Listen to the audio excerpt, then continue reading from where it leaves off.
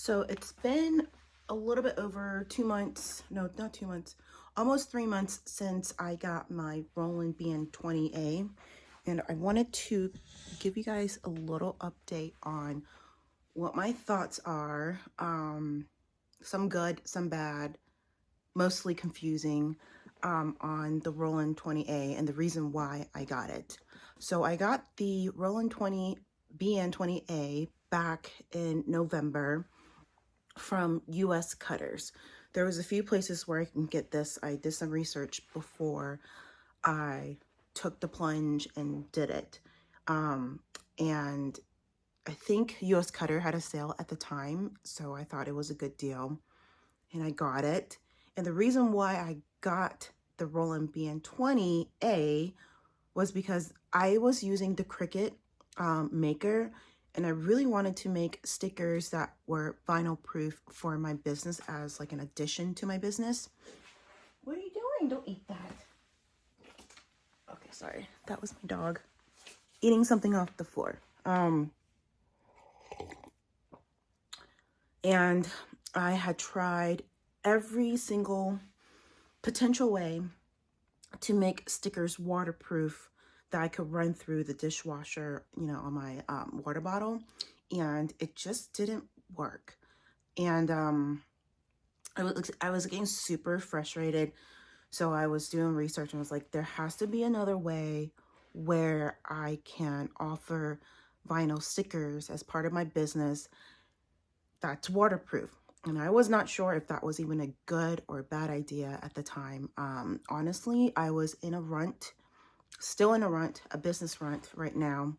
And I wasn't thinking clearly, probably still not thinking clearly, to be completely honest. And I made this rash decision of making this investment.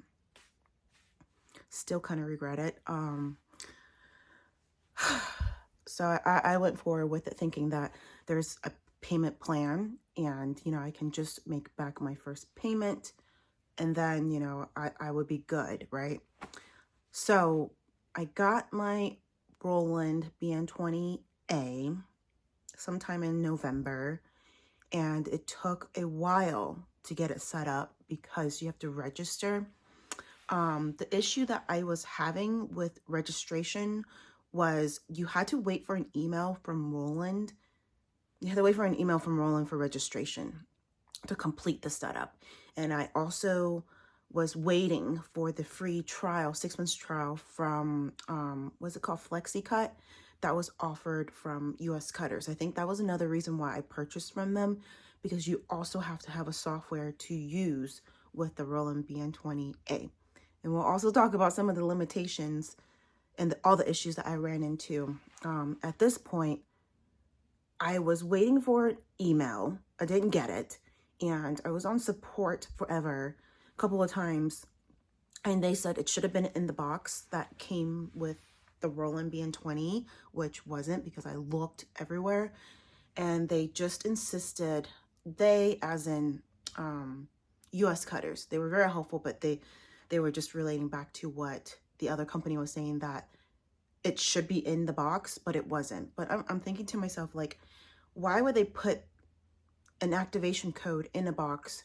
Because when you manufacture items, it takes such a long time, such a long process, and you have to think about a few years down the road. Why would you put a promotion into packaging, right? So those were my thought process.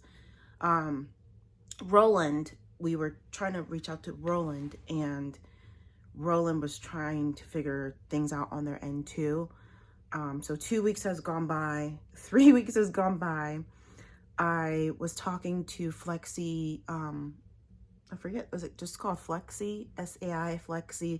It's a program, kind of like a Adobe Illustrator, but specifically made for people that cuts vinyl all the time.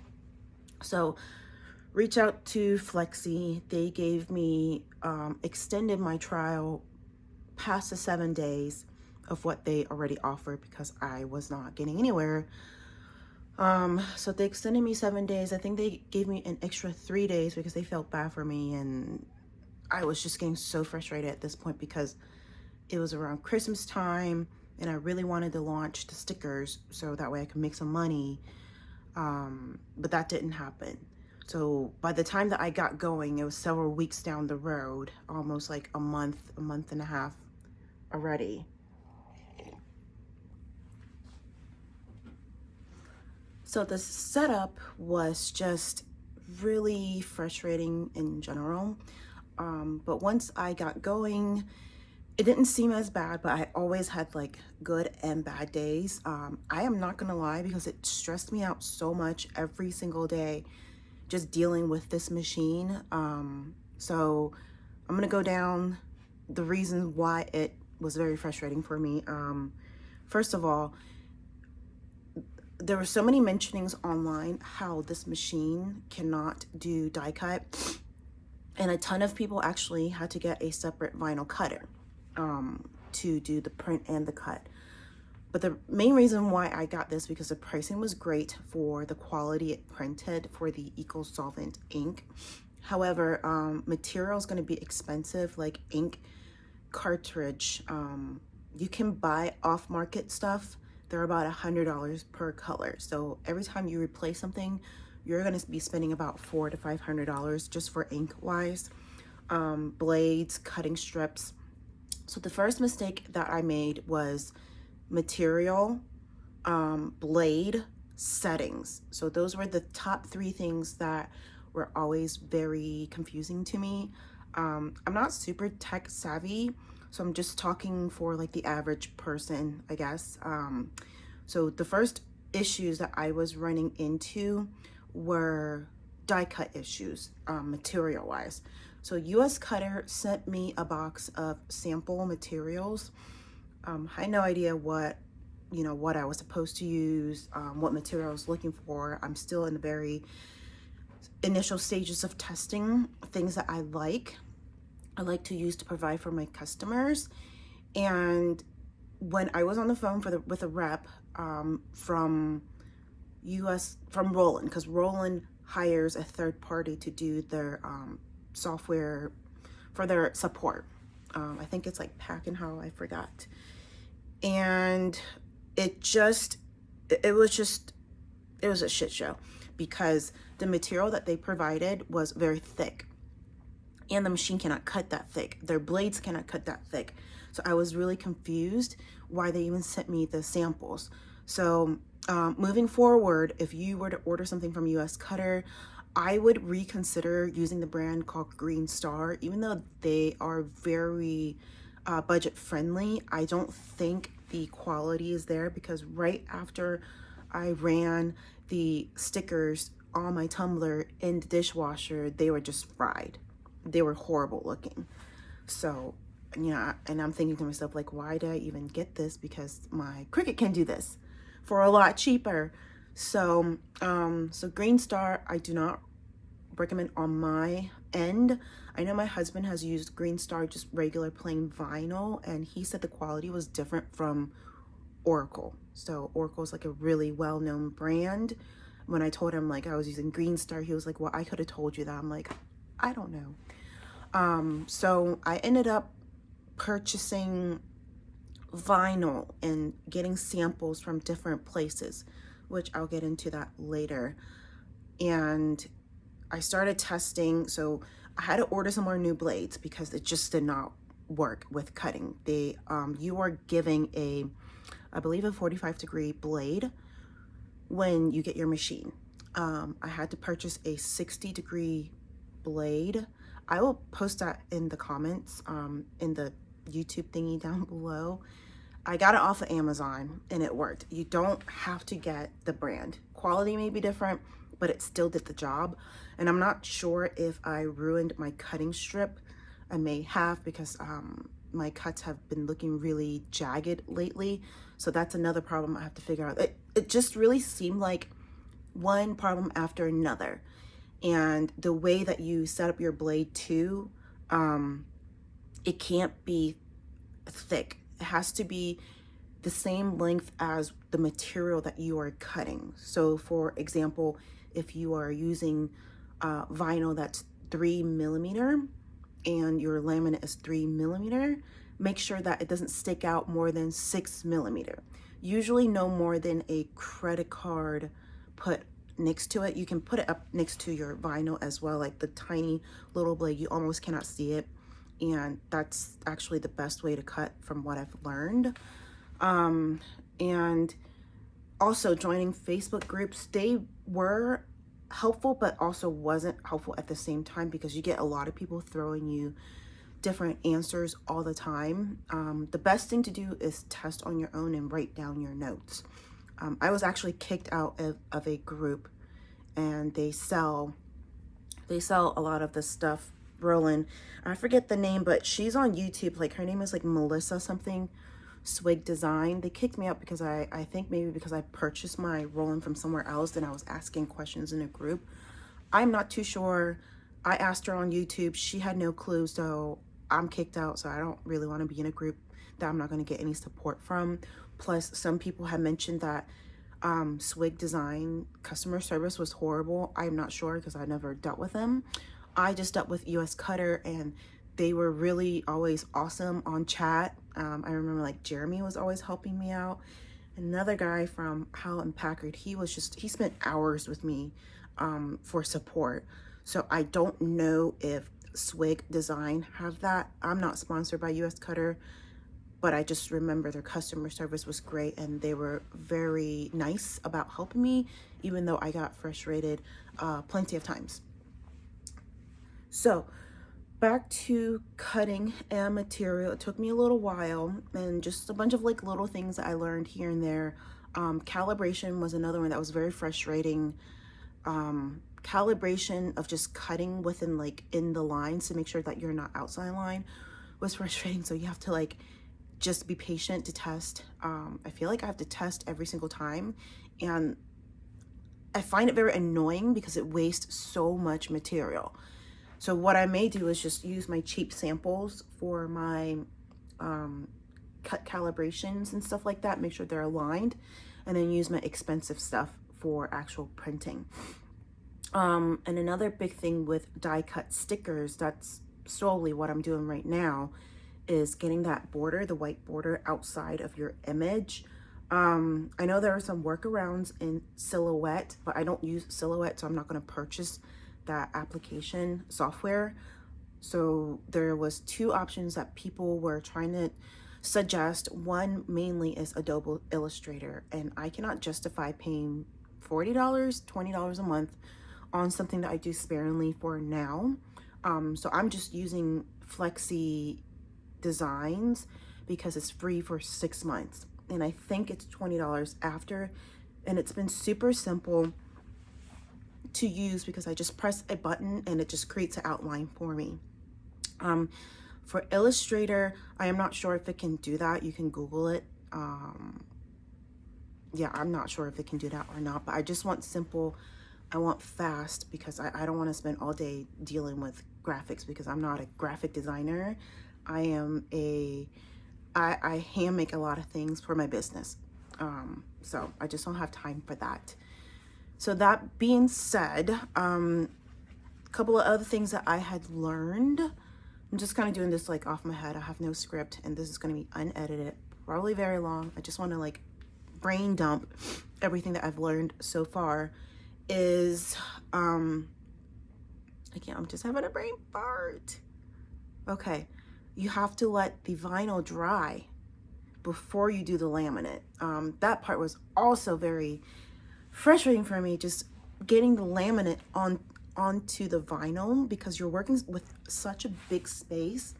It's just harder to like just harder to handle when you're working with such a big piece of like vinyl and putting laminate on it. So I did purchase a cold laminator. I'll also link that below. It does help because you can just crank it.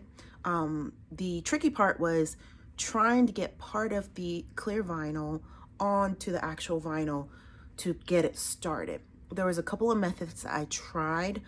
There was one method that I liked the most. I'll try to make a video of that later. It's basically cutting a strip at the top, maybe like 1.5 inches, and then you just remove that backing, and then you line it you line that up with the vinyl, and then that's when you roll it through the cold laminator.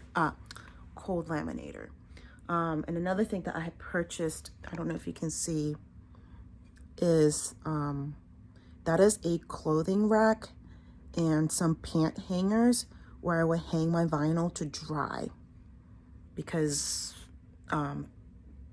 the ink needs to dry, because it's gonna set off some gas and it's gonna cause air bubbles with your laminate. That's only important if you're plan to laminating.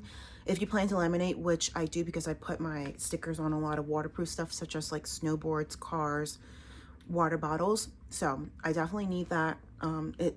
It's a hassle to do the extra step. I'd rather give my customers really good quality products instead. Another random thing that I learned is you cannot use your MacBook. That is what I use for my everyday business. I have a MacBook, but I ended up using a cheap HP for the Roland. So it's a separate printer. It does one thing, which is deal with the flexi design. I know it's a hassle, but I cannot design anything. I cannot design in any other, laptop, because that's just what I'm used to. I'm not willing to change operation for that. And I've made a few mistakes going forward after printing a really long sheet of vinyl, a lot of long sheets of vinyl, and not saving. And then the whole vinyl goes. I can't reprint it. I can't refigure out what I did, what I've done. That part sucks. Right now I'm dealing with saving the jobs, but then when I try to pull it up, it doesn't work.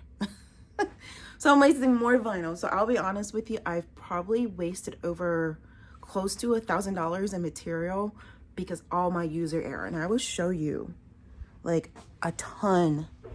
Like if you see under the desk, those are my printed stuff that just didn't go well. Here's more that I have to deal with. I'm just debating if I should even hand cut them or just throw it away, because that would just take so much time. I don't really want to do that. So that's another mistake with that. So right now I am in the process of just testing regular white laminate. I have ordered from a place that people have suggested, but I couldn't find them online. They're just not very SEO friendly for some reason on Google, but I've heard great things about them. I'm not sponsored. I purchased my own vinyl. They sent me samples too as well. But the samples does not fit into this, so you have to manually cut it. So that could be an issue. But if you have some like tools at your house that you can cut it with, that may be easy. But I was testing that. That company is called Substance. I will show you. I think I have new stickers printed like that. So the company is called Substance. They're based out of California, I think. I don't know. They are made in the US, which is nice because you're getting some decent products. And I know that they do stuff for like motocross bikes, motorsports, whatever. So motorcycles. So their stuff has to be really good quality because of the stuff that they go through while on the products. So this is what I've printed so far. Let's see. I'll give you an example. So this is printed from Substance. And one of the two things that I was looking for with vinyl was that they didn't curl and that they could withstand the dishwasher. So here is the Green Star vinyl. All of them curled, which is super annoying because if I were to sell this to a retailer, I don't want this to curl on their racks, right? I think it would look cheap. It would just look horrible. So these are the Substance, and they are both laminated, and they do not curl, which I think it's nice. There's a slight curl right now because it just kind of sit up on my wall, and it's a bit dry in my studio. So I mean, they're gonna curl no matter what because of the humidity in here. But overall, I do like that they do not curl. As for the dishwasher, I don't have those with me right now. This held up pretty well. It had like 2 tiny little bubbles, and I did let the ink cure for 24 hours before I put the laminate on it. And then I waited another 24 hours before I put it on a water bottle. And I made sure the water bottle was not super cold. Also took a blow dryer and put some heat on it so it could activate the adhesive. And then I waited another 24 hours before I put it in the dishwasher. And that was the process I took. There was still little bubbles. They did recommend other things, but I'm not gonna buy it right now because vinyl is very expensive when you buy it from the roll. They're usually, you can get maybe like 20 yards or like 50 yards for under $100 depending on the quality. But typically they will be 170 and above depending on how big of a roll you purchase. I know that it's very hard for people to find vinyl rolls that are just 20 inches long because that's the maximum that it can take back here. I know some people have purchased or went with companies where you can purchase a long roll and they can cut it for them, or they just cut it themselves, and you actually save a lot of money doing that. So you can actually look for companies that sells vinyl that's 60 inches long, or whatever, however long, to save money. I was also sent samples from another company based out of California as well. I think they're called Premier Colors because I'm in their Facebook group, always asking questions about, if there are any vinyls that can withstand certain things. So the other thing I was working on was holographic, and I was having trouble with holographic stickers staying on the tumblers. So they sent me a sample. They did stay on the tumbler, but the color, the holographic, did not. It kind of just turned to a silver. It was kind of weird. So I won't be purchasing from them, unfortunately, but they were very nice to send me samples. I was also trying to sample their white vinyl. However, they did not roll out properly, so I could not really sample them. I may still sample it by just cutting a piece of that vinyl and putting it on a tumbler to see how it holds up with the heat. So I'll still have to do that, but unfortunately I was not able to test it. But I've heard good stuff about that company. I don't want to give up. I may just ask them for another sample once they figured out how to send samples to people where they can actually use and it doesn't bubble up when you unroll it. Okay. Let's see. I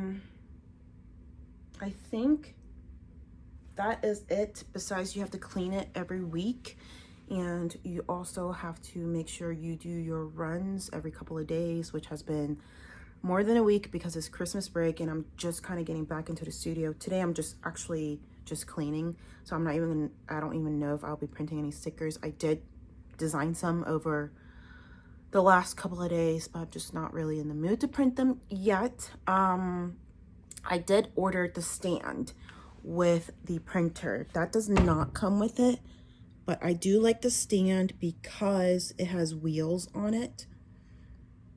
Okay. Otherwise you would have to get something that is sturdy enough to handle the weight. An IKEA table will not work. I've seen some of the people in the group, they purchase like Husky rolling tables like for your garage. They are handy, but you also have to think about, you have to get access to the back of the printer. So you want to make sure that you can move stuff easily to do this. Winter. So I think that is it. More frustrations, honestly, than just successful prints. It's always a learning process, and every single type of material that you print, you will need to figure out your settings. That was another thing that you have to write down religiously. My last batch, I did not write it down. It was just, I don't know, I think I was just over it. But you need to write it down because your cut length, your pressure, all of those things really matters. Otherwise, you're not going to have any die cut stickers. It's just going to be hard. And it's hard on the blade and the cutting strip, which I did not know, which is my fault. So they're saying that the Roland BN-20A can do die cut stickers, but it may not be the best if you need to crank out a lot of things at the same time. So that may be something to consider, but it was such a good deal, you know, to buy a Roland printer for this price. You know, I just couldn't pass it up. Another thing that I wish it had was some lighting inside.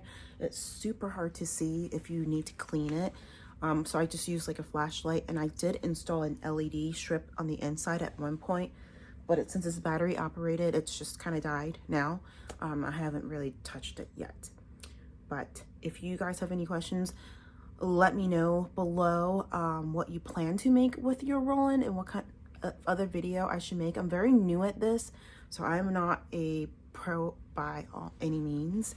I'm just navigating through, you know, like Reddit, Facebook groups, their manual scripts, and their support. But I'm happy to pass along anything that I've learned along the way for you. But I guess that's it.